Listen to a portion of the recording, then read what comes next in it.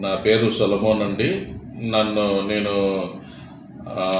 Employment and training డిపార్ట్మెంట్లో assistant డైరెక్టర్గా విజయవాడలో పనిచేస్తున్నాను, హెడ్ ఆఫీస్లో. రీసెంట్గా నన్ను ఫుల్ అడిషనల్ ఛార్జ్కి ఈ ఐటీకి డిప్యుటేషన్ మీద ఇచ్చారు కాబట్టి ఇక్కడ నేను ప్రిన్సిపల్గా ఉంటూ ఉన్నాను. మా ఐటీఐలో 21 ట్రేడులు ఉన్నాయి. Various skills like electrician, motor mechanic, diesel mechanic, fitter, turner, machinist, electronics, ICTM, ఈ విధంగా 21 ట్రేడులు ఉన్నాయి. టోటల్గా 1200 మంది పిల్లలు శిక్షణలో ఉన్నారు.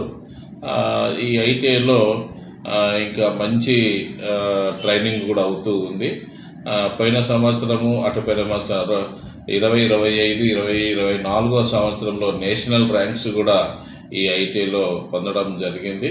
కాబట్టి ఈ ఐటీఐ విశాఖపట్నం మాత్రమే కాకుండా రాష్ట్రంలో, దేశంలో ఉన్న స్కిల్ మ్యాన్ పవర్ని రిక్వైర్మెంట్ ఎక్కడైతే ఉందో అక్కడికి మనం ఇవ్వగలుగుతున్నాం.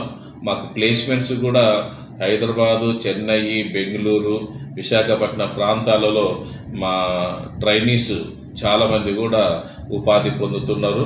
అలాగనే స్వయం ఉపాధి కూడా పొందుతున్నారు అనే విషయాన్ని చెప్తూ ఉన్నారు. ఇప్పటి నుంచి ఓపెన్ అవుతుంది ఐటీలకు అడ్మిషన్స్ ఇప్పుడు ఆన్లైన్ అప్లికేషన్ కాల్ఫర్ చేశాము. ఇప్పుడు జూన్ 30 తేదీ వరకు ఆన్లైన్లో అప్లికేషన్ సబ్మిట్ చేయొచ్చు. అప్లికేషన్ సబ్మిట్ చేసిన ప్రతి విద్యార్థి తమ ఒరిజినల్ సర్టిఫికెట్స్ని ఆయా సమీపంలో ఉన్న ప్రభుత్వ ఐటీఐ ప్రిన్సిపల్ చేత వెరిఫై చేయించుకోవాలి. తద్వారా రేపు జూలై 7వ తేదీ నుంచి 15వ తేదీ వరకు మధ్యకాలంలో జరిగే కౌన్సిలింగ్కు వారి మెరిట్ ప్రకారంగా వారు హాజరవుతే ఈ అడ్మిషన్లు ఉంటాయన్న విషయాన్ని తెలియపరుస్తూ ఉన్నాను. సార్, అప్లికేషన్ డబ్బులు ఏం పే చేయాలా?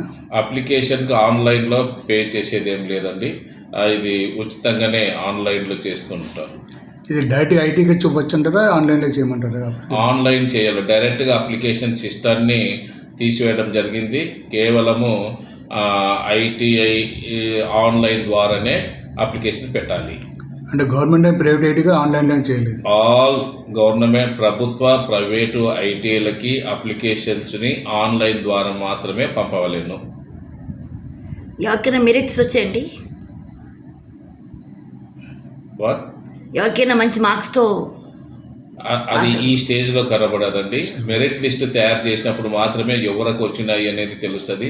ఇప్పుడు ఓన్లీ వేరియస్ ఐటీఐస్లో అప్లికేషన్స్ వెరిఫై చేయించుకుంటారు కాబట్టి మనం ఇప్పుడు ఈ స్టేజ్లో ఆ విషయాలను చెప్పలేము. ఓకే.